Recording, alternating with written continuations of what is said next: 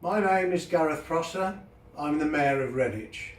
May I welcome you all to the Redditch Holocaust Commemorative Day. I would also like to take the opportunity to thank the community group who organised this event during extremely difficult times. I will now hand you over to the Chair, Boon Yang. A very warm welcome, dear friends, to this year's Holocaust Memorial Day event. Redditch has been commemorating HMD for over 20 years, initiated by Councillor Betty Passingham, whose Jewish parents emigrated from Latvia and Poland. Last year's theme was Stand Together, and we were honoured to have Mindu Hornig, a survivor of the horrors of Auschwitz and Birkenau concentration and extermination camps. This year's theme is Be the Light in the Darkness, a very clear call to action to each one of us to stand tall and shine bright in these very dark days. Quoting Dr. Martin Luther King Jr., "A man dies when he refuses to stand up for that which is right. A man dies when he refuses to stand up for justice. A man dies when he refuses to take a stand for that which is true."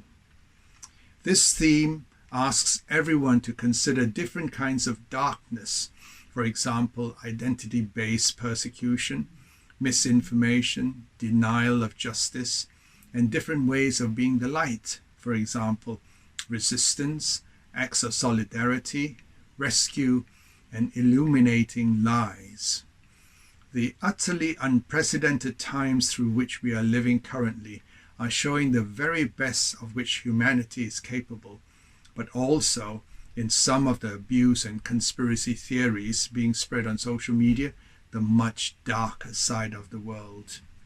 Writer and comedian David Baddiel supported the launch of the theme, speaking about the darkness of Holocaust denial and his recent documentary on the subject. He said, "Most Holocaust deniers now are trolls on the internet. Their main aim is to create pain and offense. They are more dangerous. They disseminate their stuff more widely, and young people are attracted to it. We in Redditch commit to continue to do our bit for as long as we can, secure in the knowledge that others will continue to light a candle long after us. Who will come after us? Today's young adults, today's teenagers, today's children, those yet to be born. It is vital that this light remains bright until it overcomes the darkness, as darkness can never overcome light." Now we have Chloe Bates, representing the young and the future of Redditch, reading a poem, Shoah, by Don Barnard. In the beginning was the Word, and the Word was Jew. And the Word said other, the Word said them, not me, not you. Then the ploughing of the minds and the sowing of the lies, and the lies said rapists, and the lies said thieves, and the lies said evil in disguise, and the Word was demonize. Then the growing of the weeds, and the weeds were greed, and the weeds were spite, and the weeds were schadenfreude, and folk passed by on the other side, and the Word was bleed. Then the writing of the laws, and the laws said Jews are not as other men, no loving of your neighbour, no Jews as citizens, and the Word was cleansed. Then the packing into trucks, and the tracks led east, people carried like beasts and harried like beasts and herded like beasts into pens, and the Word was Untermensch. Then the words became a sentence, and it sent them to their deaths, by burdening the strong who earned another breath before they died, and murdering the rest who simply died, and the Word was genocide.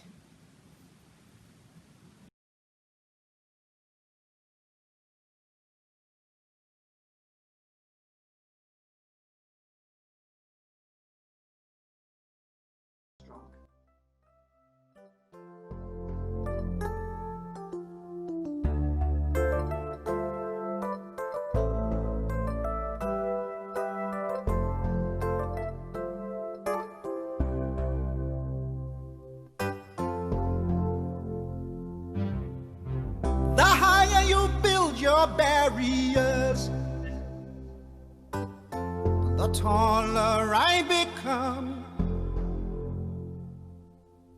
The farther you take my rights away, the faster I will run. You can deny me, you can decide to turn your face away. No matter, 'cause there's something inside so strong. I know that I can make it, though you're doing me wrong, so wrong. You thought that my pride was gone. Oh no, there's something inside so strong. Oh, something inside so strong.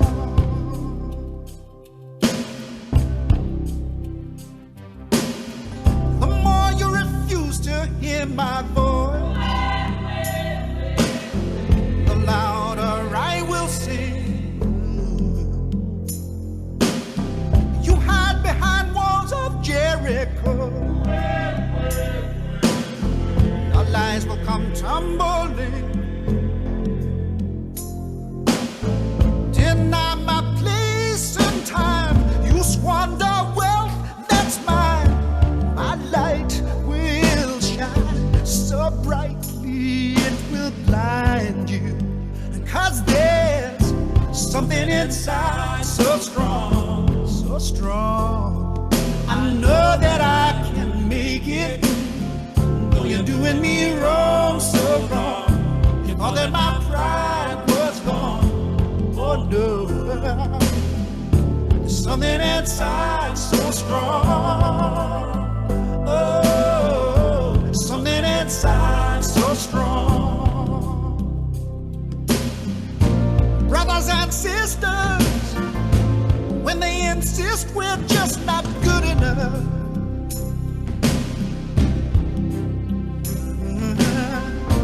when we know better, just look them in the eyes and say, we're gonna do it anyway. We're gonna do it anyway. Something inside so strong. For many years, we've been blessed with Holocaust survivors coming in person to share their experiences. This year, we have great pleasure to have B. Green virtually with us. B. was born in Munich in 1924. When she was a teenager, she fled rising violence and persecution of Jews in Germany by coming to the UK on the Kindertransport.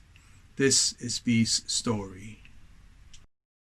Well, I was born in Munich, in the capital of Bavaria. I had a bigger brother who was not always my delight because being 4 years older than me, he liked teasing me. Apart from that, I had a nanny and she used to take me for a walk to the nearest little park. And then I went to a kindergarten, and then at the age of 6, I started school. So I was there from 6 to 7 and 7 to 8. And that's when they beat up my dad.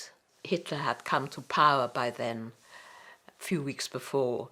And my parents took me out of this regular state primary school and put me into the Jewish school. From the moment that Hitler came to power and the incident with my dad occurred, I think I knew that I was in the category that wasn't just Bavarian, that my identity was more obviously being Jewish and different from other Bavarians. Well, it was the 10th of March 1933, which happened to be a day I was in bed with a little cold, nothing serious. And I heard the front door of our 4th floor flat banging shut, thinking it was my mum coming home from shopping and that she'd come and say hello to me, but nobody came in. Thought it was a bit odd, so I got up, opened the door to the corridor, which was opposite the bathroom, outside which were pegs that my dad always hung his clothes on. And sure enough, there was my father's suit, but it was covered in blood, which for an 8-year-old was a shock, as you can imagine. So I tiptoed down the corridor, knocked at my parents' bedroom door, opened it, and just saw my father pulling up his bedclothes so I shouldn't see his face. So I went back to bed and I lay there, I guess in sort of shock, because I couldn't understand what was going on. After that, the doctor came, and then we went to our little house in the village called Walchensee, where my dad recovered. But nobody ever told me anything. I think they tried to protect me. I think leaving Munich at midnight, for me at first, was a real adventure. I mean, it was midnight, it was my fellow cooks and my mum and my dad and my uncle with a camera. And then, of course, the time came and the train left. And it was a steam train, so it moved out very, very, very slowly. But I still saw my mum step behind my dad and dab her eyes. But she hoped that I would not see her cry. And that was the first time that the separation hit me. You know, up to then it was me getting on the train, great fun. You know, I was going to England, I knew where I was going. There were no uncertainties at that point. But when I saw my mum cry, I think it was then that the fact was that I was going to be on my own. And I was met by, I guess, what looked to me like an elderly, probably just a middle-aged lady, in a purple suit. Now, why that struck me, and I can see it now, and she greeted me by giving me her hand and said, "How do you do?" And I took her hand and I gave a little curtsy, which is what one did in my time, in my place. And I said yes. So that was my first use of English in the UK. You know, they were very nice and very helpful, but it was being thrown into the English pool at the deep end. What I really, really, really wanted, and we're now talking about first week of July, I wanted to go to school, and I was really, really keen to learn English quickly and well. And I said to myself in German, ich werde diese Sprache bemeistern. I shall master this language, and I think I have. I love English. So there was a magazine called Picture Post, and this was one of the pictures. And it wound up in our common room, and I picked it up, turned the pages, and came across my dad. I had not been in contact with my parents. I cried, and Miss Borner, who was supervising prep, took us both to the headmistress's drawing room and said to her, "She says that this is her father." And the headmistress looked at it and then looked down at me over it and then looked again and then said, "That is not your father, that is propaganda." I did not argue with her. That was the first time, when I was all of 14 years old, I realized that people could not understand what had gone on and what was going on in Germany.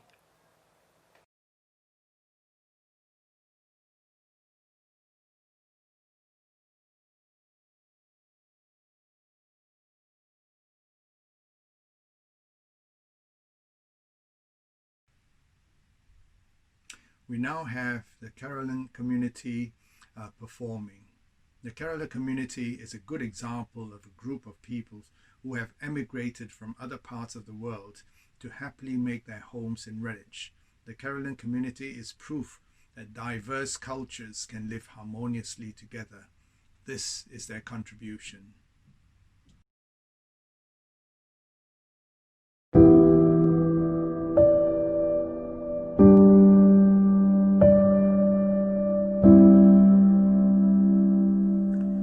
Be the light in the darkness. Shine upon it with kindness. Change is upon us now.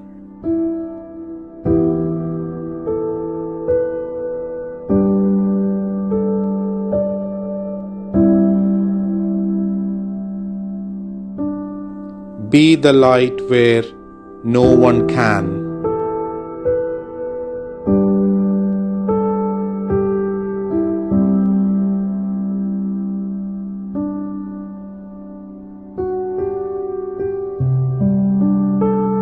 We all deserve to speak.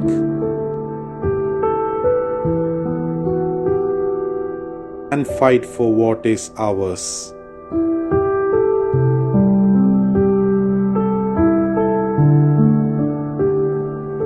Justice and love may soon blossom like a flower.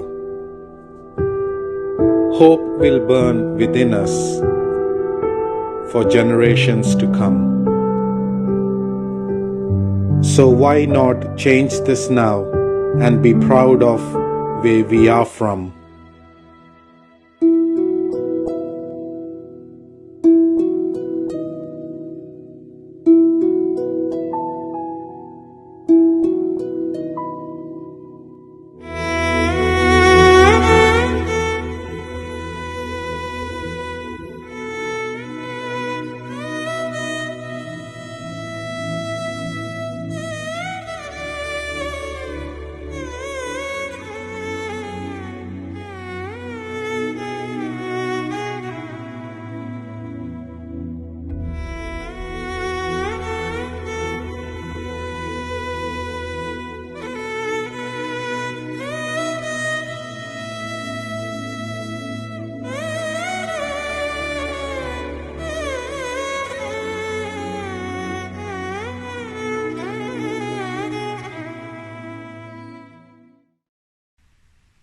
Pledges of commitment. This year, the HMD Trust has released 7 statements, and we have asked leaders from the various community groups to read them.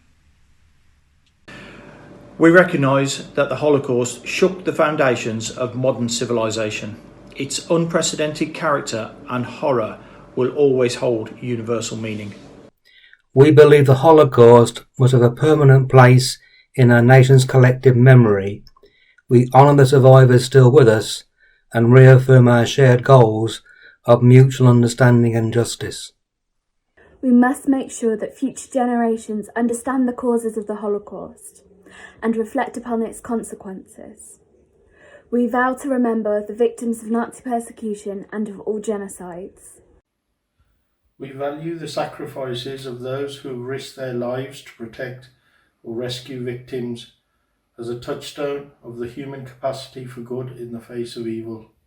We recognize that humanity is still scarred by the belief that race, religion, disability and sexuality makes some people's lives worth less than others. Genocide, anti-Semitism, racism, xenophobia and discrimination still continue. We have a shared responsibility to fight these evils. We pledge to strengthen our efforts to promote education and research about the Holocaust and other genocides. We will do our utmost to make sure that the lessons of such events are fully learnt. We will continue to encourage the Holocaust remembrance by holding an annual Holocaust Memorial Day. We condemn the evils of prejudice, discrimination and racism. We value a free, respectful and a democratic society.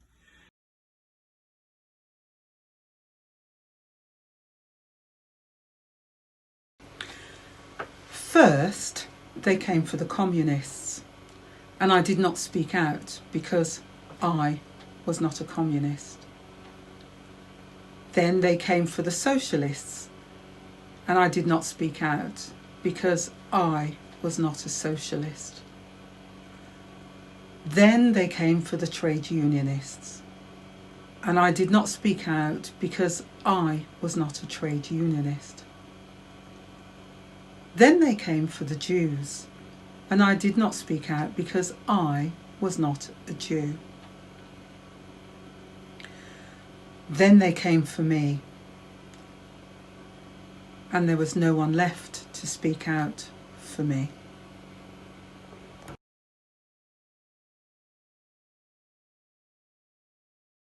Although it happened in 1941, the effects and the horrors still linger within people.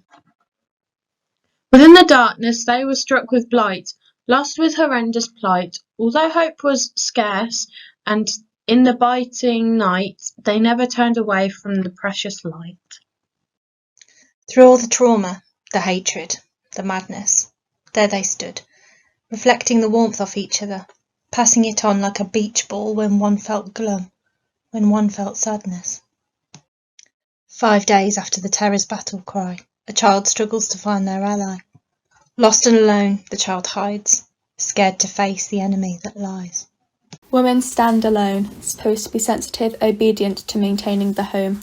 They need support, yet they stand alone. 1, 2, 3, and then a few more. The men in striped pyjamas line up once more.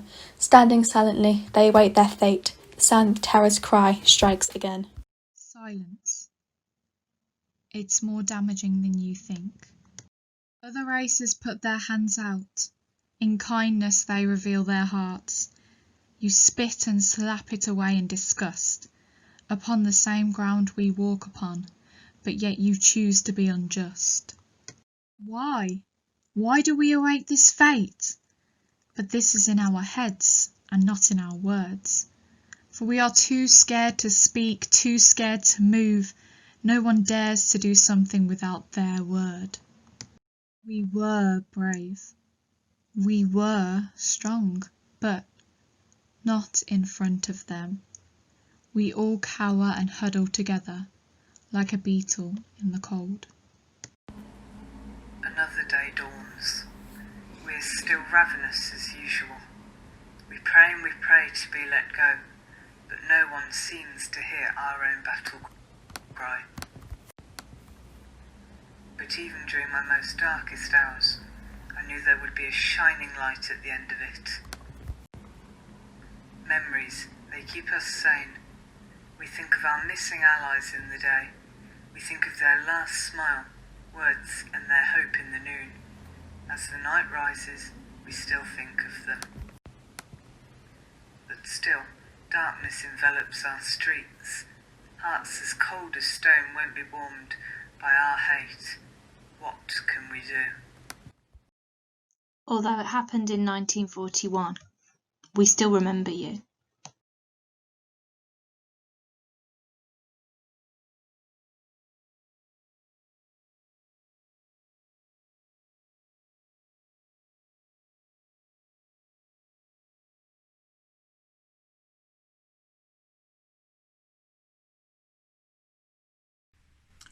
I invite you all to join me in lighting a candle. We light each candle in memory of all those who were murdered in the Holocaust under Nazi persecution and in the genocides in Cambodia, Rwanda, Bosnia, and Darfur. We remember them. Please join me in a minute of silence.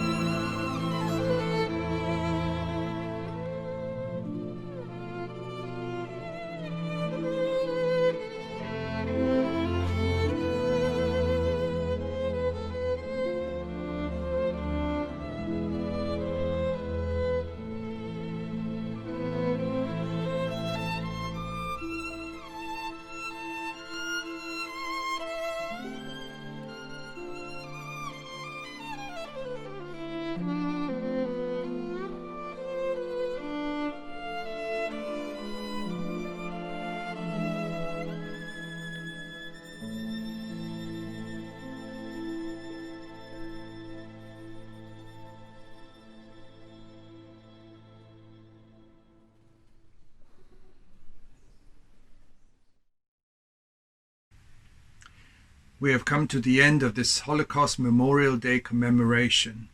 It is the first virtual event, and I do sincerely hope our last. Thank you to everyone for being part of it. Particular thanks go to all who contributed to making this event so special. This event is one of thousands that will mark Holocaust Memorial Day all over the country. Despite the horrors of the Holocaust, we know that genocides have taken place since. Indeed, the Holocaust prompted the coining of the legal term genocide, which has come to be used in Cambodia, Rwanda, Bosnia, and Darfur. Closer to home, on our streets, on public transport, and online, people are still facing attacks because of who they are. Holocaust Memorial Day presents an opportunity when people from all backgrounds come together to learn from the past and create a better future.